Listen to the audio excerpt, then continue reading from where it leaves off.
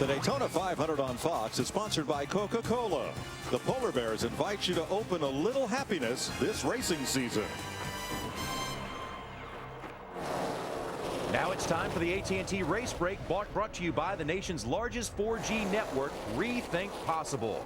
At the quarter-way mark of this Daytona 500, 44-year-old Jeff Burton from South Boston, Virginia, is leading the way. Let's take a quick look at what has transpired so far in the 54th running of the Daytona 500. Our recap shows us very early in the race as Jimmy Johnson goes into the outside retaining wall on just lap 2 after a bump from Elliott Sadler that took away several other contending cars, including that of Danica Patrick and also the two cars that won the last two drivers, Trevor Bayne and David Reagan. Then watch Ryan Newman, a former Daytona 500 winner himself, gets a tire going down on the racetrack, then has one come off in the pits. A.J. Allmendinger gets in the back of him and causes melee on pit road, and therefore they continue to work live on Danica Patrick's car. The idea here is to get Danica back out on the racetrack and get as much experience for her as possible, but they only have one shot to get her back out there. She's got to stay up to speed. And Michael Walters, what are you seeing so far? Who do you like at this quarter-way mark of the 500? I love the move Burton made. He was down on the bottom in school. He decided he was going to go to the next class. He pulled up. Biffle pushed him to the front. He's been there ever since. But I love Denny Hamlin's attitude. I talked to him the other day, and he said, I'm going for it every lap. I'm not leaving anything on the table. I want to lead. He tried to do the same thing Burton did without as much success, but that attitude could pay off for him as things get tight at the end. Let's see how our top 4 starters are doing in the AT&T's Fastest Driver Challenge. And we look, it's Carl Edwards, Greg Biffle, Tony Stewart, and Matt Kenseth all over the field. But right now, Greg Biffle is the fastest of those 4. Be sure to sign up to play AT&T's Fastest Driver Challenge next week by texting FAST to 34763 or visiting attfastestdriver.com. You could have a chance to win 4 Gs. That's $4,000 just by playing. Brought to you by the nation's largest 4G network, AT&T. Rethink Possible. Now let's go back to Mike Joy. Denny Hamlin, Paul Menard, and David Stremme on pit road. Steve? Denny Hamlin saying that he's just a little bit free when he exits the corner, Mike, with somebody behind him, so they're going to give him 4 tires. Handling becoming an issue. Paul Menard, meanwhile, in the 27, 2 tires and fuel.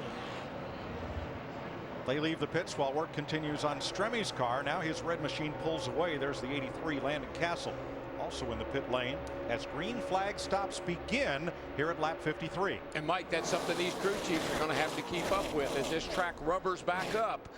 From all the rain, we lost all the rubber that was on the track. As it rubbers back up, these cars will change quite a bit. You got to make a chassis adjustments to keep up with the track. How about our leader, Matt? The former July winner here at Daytona. His car, Jeff Burton's 31 machine, was tight in the early going. He's been working with his ex-Roush Fenway teammate, Greg Biffle, on the racetrack. Their crew chiefs have been working together on pit road. They should pit together in about 3 laps, Mike, taking on 4 tires. Well, you see how much faster 2 drivers are more running together that they are. So that's one reason you also want a partner when you come to pit road to make a pit stop where he can leave pit road with you. Race leader Jeff Burton's new crew chief, Drew Blickensderfer, won the 500 with Matt Kenseth in 2009. 3 more takers from the middle of the pack. Clint Boyer leads a group onto pit road that includes Michael McDowell and Bobby Labonte. Krista? Clint Boyer is in, working with a new team. He said he's surprised how quickly this team has gelled. The call is for 4 tires and fuel for Clint Boyer in that number 15 machine. Mike, something we really got to keep an eye on is these guys get ready to peel off to pit. So easy to run over a guy unless he gets a hand signal. The spotters tell each other when they're going to pit. Sometimes you can have some real issues getting on pit road. Burton brings them around one more time. He had a chance to win at NASCAR's other fastest track, Talladega, Alabama, last October. His then teammate, Clint Boyer, though, passed him on the last lap for the victory. Now here's Kevin Harvick in the 29, Jamie McMurray and teammate Juan Pablo Montoya leading another group onto pit road. Steve?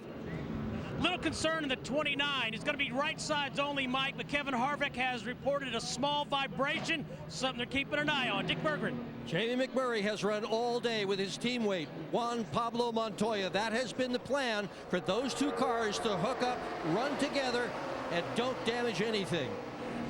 Terry Labonte, Joe Nemechek, David Gilliland also making pit stops. Very important for that group of drivers to pit together as they did. Remember, that was the drivers that were running about 6 or 7 seconds behind the lead pack. Yeah, that's the backpack. We stay under green as Joey Logano, Martin Truex, Mark Martin, Kyle Busch, and others come to pit road. Steve. Martin Truex Jr. in. Good news for him, Mike. No handling, no overheating issues. Fuel and 4 tires. Dick. Joey Logano in car number 20 has run in the top 5 virtually this entire race. His car needs an adjustment. Matty. And an air pressure adjustment for the 18 of Kyle Busch. Left side's going on clean the grill. His car very impressive. He felt like an early going in this race. David Rudiman and Ricky Stenhouse also stopped. Here they come. And here come most of the leaders, led by Jeff Burton, Greg Biffle, Regan Smith, and Marcus Ambrose. Keselowski, Kenseth in, Steve. Regan Smith on pit road, right side tires. Krista. Steve, Greg Biffle was worried about getting a little hot, but he told his team, no, it's okay. 4 tires. Matt. The CAT crew going to work on Jeff Burton Chevrolet already on the left side. No chassis adjustments for Burton. Solid stop so far. His drafting teammate Biffle is away as well. Same time. Eric Almirola also stopped, as did Elliott Sadler. And Larry, we haven't heard a lot about heating problems. I guess the cool air of the evening running at night, that's really helped these guys keep these engines a little cooler than what we saw in the qualifying races. We're about 20 degrees cooler. A big lockup for Dave Blaney in that yellow number 36. Jeff Gordon, Blaney, Casey Kane, and Dale Earnhardt Jr. pitting. Dick. Jeff Gordon has said that he has been running this race wide open and can't make forward progress. That number 24 car, a brand new car, simply does not have the speed that this 3-time champion is looking for. There's only one car that has not stopped. It is the 14 on the left of your screen of Tony Stewart, who I'm hearing missed pit road the last time by. Mike, an issue, you mentioned it for Tony Stewart. He was blocked accidentally by the 18 of Kyle Busch. He could not get down. He had planned to pit the lap before. He's got it locked down to 55 miles an hour. As you can see the replay, he was going to pit with the 24. He could not get the car down to the bottom in time and get down to the brakes. Stewart is now in now, Mike. Going to make an air pressure change and also a chassis adjustment. Jeff Gooch Patterson, Escondido, California's got the first can of fuel in. The second can goes in. Solid stop. 4 tires, Sunoco green E15. And Stewart's away, but he leaves pit road by himself. And no single car is as fast as the pack drafting along. Tony Stewart's got some work to do.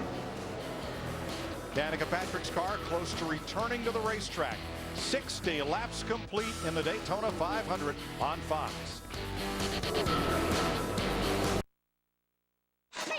The Daytona 500 on Fox is sponsored by Chevrolet. Dare to compare your car to a Chevy today. By KFC. Come in today and taste why fresh is better. By American Ethanol. American grown, American made, powering NASCAR. And by Aaron's. Credit is hard. Aaron's is easy. Welcome back to the Daytona 500, where we're under caution for the 3rd time tonight. Debris in turn number 2 causes the yellow flag to be waved. We had cycled through pit stops. Jeff Burton had reassumed the lead. That debris has now slid down off the racing surface. Burton leading. Greg Biffle. And Landon Castle gets the first free pass of the night. He was the first car 1 lap down. So he will be able to drive around the pace car and pick up the tail end of the lead lap. He's our Aaron's lucky dog.